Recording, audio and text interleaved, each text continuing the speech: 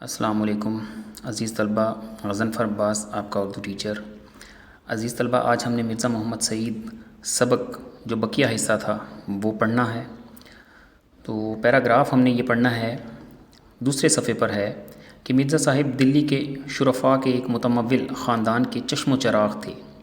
بیٹا یہاں سے لے کر پیراگراف، آپ نے یہ والا پیراگراف یہاں سے شروع کر کے اور جہاں یہ پیراگراف ختم ہو رہا ہے دوسرے صفحے پر، کہ پطرس کو میں نے کسی اور کا اتنا ادب و احترام کرتے نہیں دیکھا، یہاں تک کہ وائس رائے ہند کا بھی۔ پہلے ہم یہاں تک اس پیراگراف کے معنی پر بات کرتے ہیں۔ یہ بیٹا اس پیراگراف کے معنی بتا رہا ہوں آپ کو، یہ بھی آپ سن لیں۔ شرفاء شریف لوگ، متمول مالدار امیر، چشم و چراغ بیٹا اولاد، تراہا وہ مقام جہاں تین راستے آ کر ملیں، نکڑ کونا، عزیزداری یا قرابت داری معنی ہے رشتہ داری، قریبی تعلق، نمود، شہرت، اصلاح، درستی، بیشتر، زیادہ تر، عہدے دار، عہدے پر، فائز، اکتساب علم، علم حاصل کرنا، غیر معمولی، بہت زیادہ، علمیت، بہت زیادہ علم، ہیچ، کمتر یا ادنا۔ بیٹا اس پیراگراف میں مصنف نے بتایا ہے کہ مرزا صاحب کا تعلق ایک خوشحال، دولت مند اور معزز گھرانے سے تھا۔ اس کے بعد مزید یہ بتایا ہے کہ ان کا تعلق، ان کی رشتہ داری سر سید احمد خان سے بھی تھی اور منشی ذکاء اللہ سے بھی تھی۔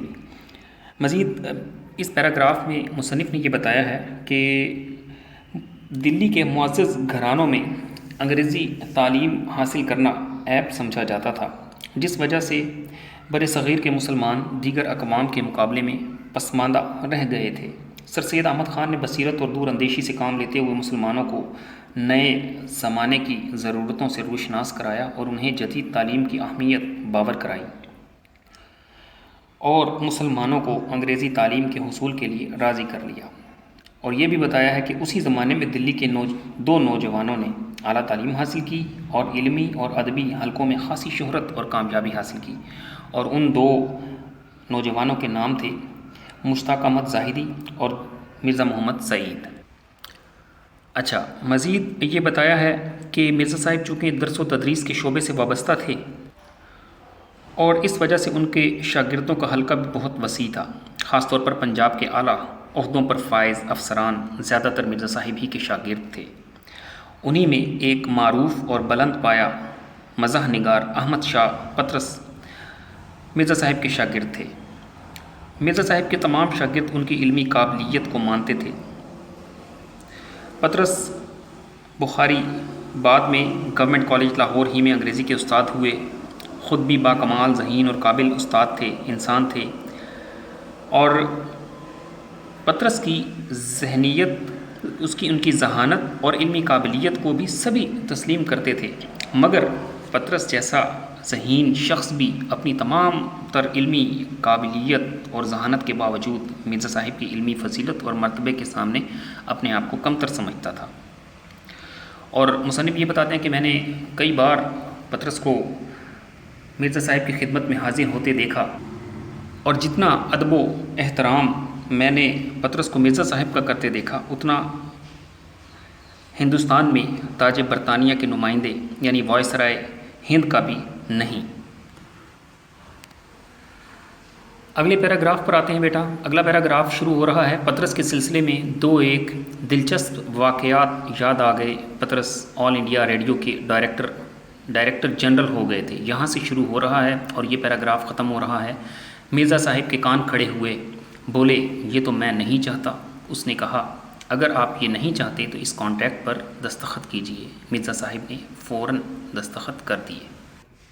بیٹا اس پیراگراف میں مشکل الفاظ کی بات کریں تو الفاظ کے معنی ہیں رسم و راہ، تعلقات، آمادہ، تیار، کانٹریکٹ، معاہدہ، شدہ ہوتے ہوتے، معذرت کرنا، معافی چاہنا، براڈ کاسٹنگ، پروگرام نشر کرنا، حسن اخلاق، اچھا اخلاق، طویل، لمبا، خیر، بھلائی، خیریت، منا کر لاؤ، راضی کر کے لاؤ، حسب دستور، قانون یا اصول کے مطابق، کارروائی، عمل، عمل مسودہ ہاتھ سے لکھی تحریر، پیش خیمہ ابتدائی وجہ، آغاز کان کھڑے ہو گئے، توجہ دینا۔ اس پیراگراف کی کچھ وضاحت کر دوں بیٹا کہ پطرس بخاری کے بارے میں بتایا ہے کہ پطرس بخاری جو کہ گورنمنٹ کالج لاہور میں انگریزی کے پروفیسر تھے، اس کے علاوہ آل انڈیا ریڈیو پاکستان میں ریڈیو میں بھی کام کرتے تھے، آل انڈیا ریڈیو میں وہ انتہائی ذہین اور قابل تھے۔ تھوڑے ہی عرصے میں ترقی کی منازل طے کرتے ہوئے آل انڈیا ریڈیو کے ڈائریکٹر جنرل ہو گئے۔ نہایت خوش اخلاق اور عالی ظرف تھے۔ اتنے بڑے عہدے پر فائز ہونے کے باوجود ان کے مزاج اور رویوں میں فرق نہیں آیا۔ پرانے دوستوں کو بھی نظر انداز نہیں کیا اور نہ ہی ان سے تعلقات میں فرق آنے دیا۔ پہلے کی طرح خلوص و محبت کا اظہار کرتے، اور اسی طرح پطرس اپنے استاد محترم مرزا صاحب کا بھی بےحد احترام کرتے تھے۔ اچھا، پطرس بخاری نے مرزا صاحب سے گزارش کی کہ مرزا صاحب کبھی کبھار ریڈیو سے تقریر نشر کر دیا کریں، اور اس مقصد کے لیے مرزا صاحب کے سامنے بہت مختلف ہیلے بہانے کیے اور ان کو کسی نہ کسی طرح سے راضی کر لیا۔ لیکن ایک دو تقریروں کے بعد مرزا صاحب نے معذرت کر لی اور قانونی معاہدے واپس کرنے شروع کر دیے۔ اور اس کی وجہ یہ تھی کہ تقریروں کے انچارج نے مرزا صاحب کی تقریروں میں رد و بدل کرنا شروع کر دی تھی۔ اب یہ بات رفتہ رفتہ پطرس بخاری تک پہنچی۔ بہت فکر مند ہوئے، مرزا صاحب کی خدمت میں حاضر ہوئے، ناراض ہونے کی وجہ دریافت کی۔ مرزا صاحب نے فرمایا کہ تمہیں اصلاح دینے کے بعد مجھے یہ منظور نہیں کہ تمہارے شاگرد مجھے اصلاح دیں۔ پطرس بخاری نے اپنی غلطی تسلیم کی، معافی کی درخواست کی، مگر مرزا صاحب دوبارہ تقریر نشر کرنے کے لیے راضی نہ ہوئے۔ اگلے دن پطرس نے تمام سٹاف کو جمع کر لیا دفتر میں اور انہیں براڈ کاسٹنگ کے حسن اخلاق اور آداب سے آگاہ کیا، اور تقریروں کے انچارج سے کہا کہ اگر اپنی خیر چاہتے ہو تو مرزا صاحب کو منا کر لاؤ۔ جس کے بعد وہ مرزا صاحب کی خدمت میں حاضر ہوا اور معذرت کی، اور بڑی مشکل سے مرزا صاحب کو راضی کیا کہ وہ دوبارہ ریڈیو سے تقاریر نشر کریں۔ تیسرے پیراگراف پر آتے ہیں کہ جنگ کے زمانے میں حسن اتفاق سے دلی میں لاہور کے بیشتر ادیب اور شاعر ریڈیو میں یا دوسرے سرکاری محکموں میں جمع ہو گئے تھے۔ یہاں سے یہ پیراگراف شروع ہو رہا ہے بیٹا، اور یہ پیراگراف ختم ہو رہا ہے یہاں پر کہ مرزا صاحب کے جلال کو ختم کرنے کے لیے فوراً چائے کا سامان رکھوانا شروع کر دیا، اور خدا خدا کر کے مرزا صاحب کا جلال رفع ہوا۔ اس کے معنی پر بات کرتے ہیں۔ معنی ہے بیٹا حسن اتفاق، اچھا اتفاق، محدود، چھوٹا، تھوڑا۔ مقالہ کسی دیے گئے عنوان پر تحقیقی مضمون، بحث و مباحثہ، تکرار، رائے، تجویز یا مشورہ، شوخی، شرارت، عمدہ آنا، بھرا ہونا، ابھرا آنا، جلال، غصہ، پشیمانی، شرمندگی، دم بخود، سانس روکے، ساکت، بے حس و حرکت، رفع، ختم یا دور۔ اس پیراگراف میں بھی دراصل مصنف نے مرزا صاحب کے علم کے بارے میں بتایا ہے کہ وہ کس قدر علم رکھنے والے، جاننے والے، سمجھ بوجھ رکھنے والے انسان تھے، اور مزید یہ بتایا ہے کہ مرزا صاحب جو ہے وہ جھگڑے کو پسند نہیں کرتے تھے۔ اگر کسی بارے میں رائے دینی ہوتی تھی، تجویز دینی ہوتی تھی تو درمیانہ راستہ اپناتے تھے۔